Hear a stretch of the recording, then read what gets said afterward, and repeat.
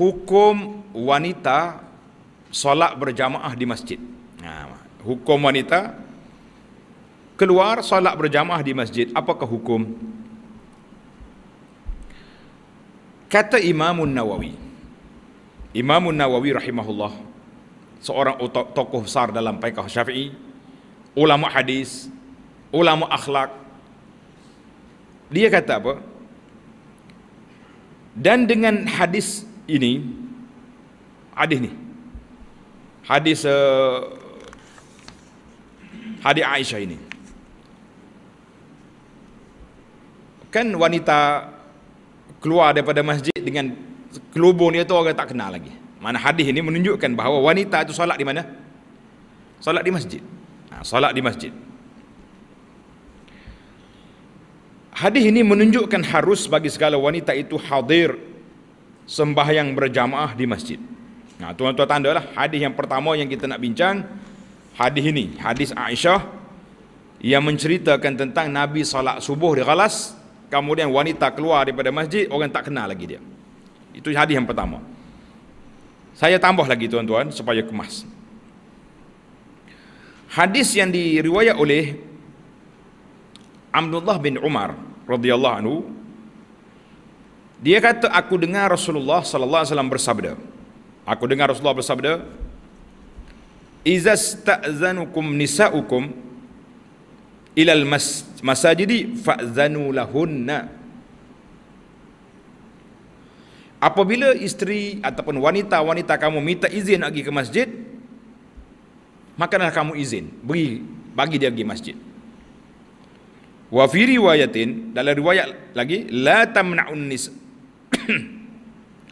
Jangan kamu cegah, larang wanita itu, halang wanita untuk pergi solat di masjid. Iza sta'zanakum, apabila dia minta izin pergi masjid, jangan halang, pergilah. Bila Ibnu Umar cerita hadis Nabi sallallahu alaihi wasallam yang membenarkan wanita ke masjid, tiba-tiba anak dia mencelah. Anak dia nama Bilal. Bilal anak kepada Abdullah bin Umar, dia kata apa? Wallahi la namna'unna. Demi Allah aku akan sekap, tak benar wanita pergi masjid. Pasal wanita ni banyak masalah. Mana dia tu ghairah terlebih. Semangat lebih semangat. Sedangkan sunnah benar. Bila anak dia cakap macam tu, Abdullah bercelek mata. Faqala lahu Abdullah, aqulu qala Rasulullah. Aku kata Rasulullah sallallahu alaihi wasallam membenarkan, jangan larang wanita pergi ke masjid kalau minta izin. Wa anta taqul, mu kata mu nak sekat. Marah Ibnu Umar kepada anak dia. Hadis dalam Muslim. Cuma para jemaah sekalian, kita nak, itu banyak lagi hadis-hadis lain yang menunjukkan keharusan wanita itu ke masjid, tapi ada SOP dia yang penting untuk dijaga. Kita tengok dalam kitab ni, apakah SOP yang patut dijaga oleh wanita. Maknanya yang penting Nabi kita kata wanita nak pergi masjid silakan, jangan larang, jangan sekat, kecuali mereka tidak patuh SOP, maka disekat ketika tak patuh SOP itu. Dan iaitu, tengok tulis syarat yang pertama dalam kitab kita ni, iaitu apabila tiada takut akan fitnah ke atas mereka itu. Syarat yang pertamanya, wanita pergi masjid ni dalam keadaan aman, tak ada fitnah apa-apa. Jadi kalau mari duduk sengih-sengih, tak, tengah duduk berjalan tu duduk tegur orang ni, habis orang dia mesra belaka, orang ni kurung di rumah lebih baik daripada dia lepas pergi masjid. Duk kacau tak? Ataupun dia diganggu, dikhianati oleh orang, seperti diagah. Bahasa lama tu diagah. Agah tu diusik oleh laki-laki yang jahat.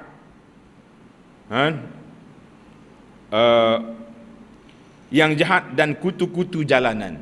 Mana kalau dia keluar pergi masjid, dia kena kacau, kena ganggu ke kutu-kutu jalanan ni. Mana tidak aman, atau segilah, tunggu di rumah. Atau seperti mendatangkan perkelahian laki isteri dengan gaibnya. Suami balik rumah, bini tak ada. Gimana dia ni? Masjid, siapa dia suruh pergi? Jadi kena marah ke suami, menyebabkan perkelahian. Suami tak benar pergi. Ini berlaku kes. Sebahagian wanita bagi tahu berdosakah dia, derhakakah dia kepada suami dia sebab suami dia ni terlalu cemburu. Nak pergi masjid pun tak boleh. Itu masalah dia. Jadi kalau timbulkan berkelahi sama laki isteri, jangan pergi. Dan jauhnya ataupun jaraknya jauh yang perlu kepada pergerakan yang kuat yang banyak. Atau kerana muda dia. Wanita ni wanita muda. Orang di kawasan itu pula orang yang tidak berakhlak, suka nak mengorak, jangan pergi. Atau kerana hartanya, dia ni orang kaya. Kalau dia pergi masjid menjadi perhatian, buat pencuri nak rompok dia contohnya. Atau sebagainya. Jadi itu di antara apa ni kata Nawawi. Maka kalau ada apa ni perkara tersebut, jangan pergi. Nanti lepas ni ana senaraikan. Senarai ini kita baca kalam Nawawi dulu.